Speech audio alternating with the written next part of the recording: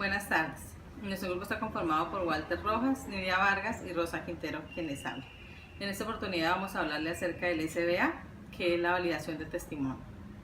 Este es un protocolo desarrollado en el contexto de la psicología forense y se utiliza para estimar la probabilidad o la veracidad que tenga el testimonio de los niños que han sido víctimas del abuso sexual. A pesar de que este es un instrumento que es ampliamente utilizado, como lo mencioné antes, en el ámbito de la psicología forense, no se debe considerar un test o una escala estandarizada, sino más bien un método semi-estandarizado para la evaluación de la credibilidad de las declaraciones. Este consta de tres partes que se encuentra el protocolo de entrevista, el análisis de contenidos basado en criterios y la lista de validez. Dentro de la metodología de trabajo del CVA exponen los siguientes pasos. Entonces, como primera medida se debe tener el estudio del expediente judicial del caso, una entrevista con los progenitores o adultos que puedan aportar información pertinente del caso, una entrevista semiestructurada y la observación de la conducta del menor, aplicación de pruebas psicológicas como de valoración de secuelas, capacidad cognitiva, dependiendo de cada caso. También se debe tener en cuenta que se debe hacer una grabación de la narración libre del niño, la aplicación del SVA al testimonio llevado a cabo por 2 evaluadores y la puesta en común de los resultados para la valoración final del mismo. Dentro de la entrevista debemos tener en cuenta la aplicación de los criterios del CBCA, que los voy a mencionar a continuación.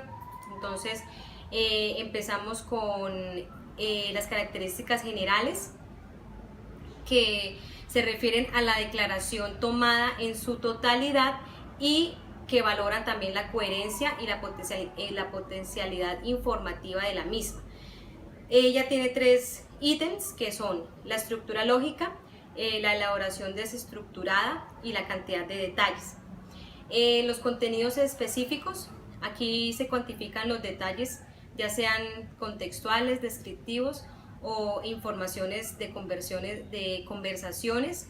Y aquí hay 4 ítems, que son el engranaje contextual, la descripción de interacciones, la reproducción de conversaciones y complicaciones inesperadas. Dentro del siguiente paso son las peculiaridades de contenido, que son aquellas características del testimonio que incrementan su concreción y viveza.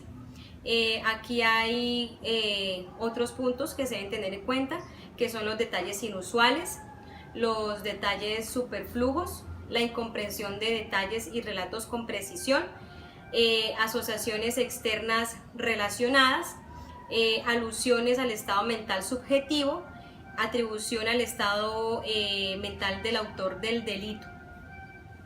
Y por último tenemos los contenidos referentes a la motivación, que aquí alguien refiere de forma deliberada y que se ofrezca un testimonio falso para acusar a la persona inocente, para no introducirla en estos contenidos. Entonces aquí vamos a tener en cuenta 5 pasos, que son las correcciones espontáneas, admitir fallos de memoria, plantear dudas sobre el propio testimonio, la autodesaprobación y perdonar al autor del delito.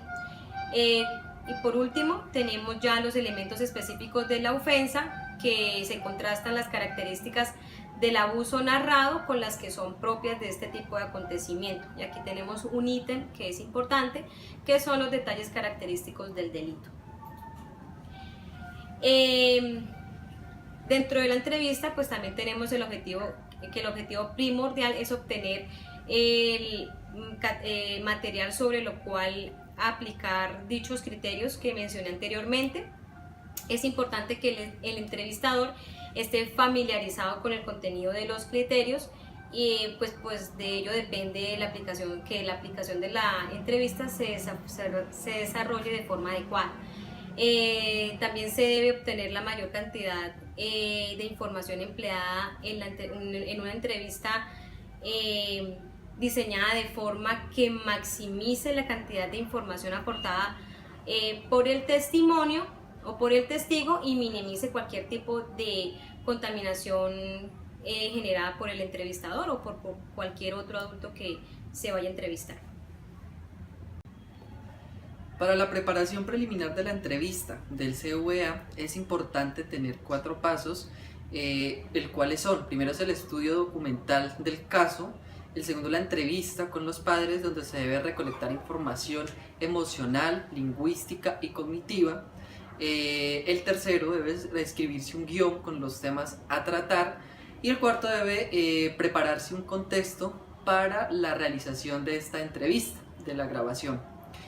El CBCA hace parte del CVA, que era el que nos comentaba Nidia anteriormente.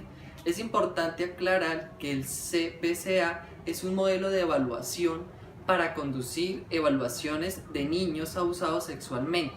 No es un método cuantitativo para evaluar verdad o mentira en los relatos de los niños. El CBCA indica que estamos ante una declaración de calidad mediante la lista de validez, que se puede afianzar la valoración de esta credibilidad. Si por el contrario aparecen pocos criterios de contenido, la lista de validez nos permitirá encontrar apoyo adicional para una de las hipótesis alternativas. El propósito como tal del CBCA, primero que todo, es determinar si las cualidades y contenidos específicos de la declaración grabada del niño que se ha obtenido durante la entrevista estructurada son indicativos de una narración que resulta de intentos de recuperar memorias reales o influencias de otra persona en el proceso. Otro de los propósitos es el contenido verbal de la aclaración, que se debe analizar mediante la aplicación de un conjunto de criterios a la declaración verbal obtenida. Estos criterios los vamos a explicar a continuación. Los criterios o lista de validez están relacionados en 2 factores. El primer factor es el factor relacionado con la declaración. Entonces encontramos las características psicológicas, donde se encuentra la adecuación del lenguaje, la adecuación del afecto y la susceptibilidad de la angustia, de la sugestión.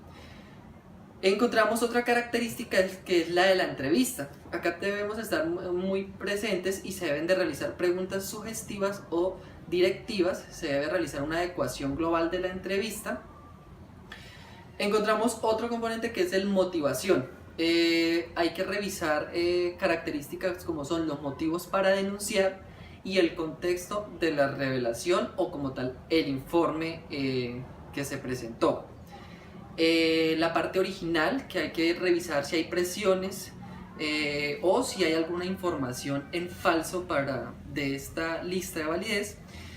Y el segundo cuestión es las investigativas. Entonces acá se revisan características como son las consistentes con las leyes de la naturaleza, las consistentes con otras leyes y la consistencia con otras evidenciadas, con otras características que se hayan encontrado dentro del proceso.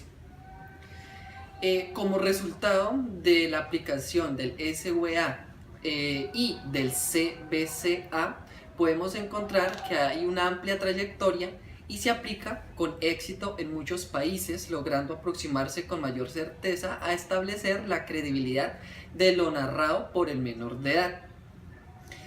Otro como tal de las características de aplicar estas pruebas es que se complementa con la guía de actuación del psicólogo, porque se constituye criterios éticos. Hay que recordar que esta prueba se basa en la parte ética del profesional, del perito que está aplicando la evaluación, porque es un tratamiento del ser humano y que los derechos de la víctima sean respetados.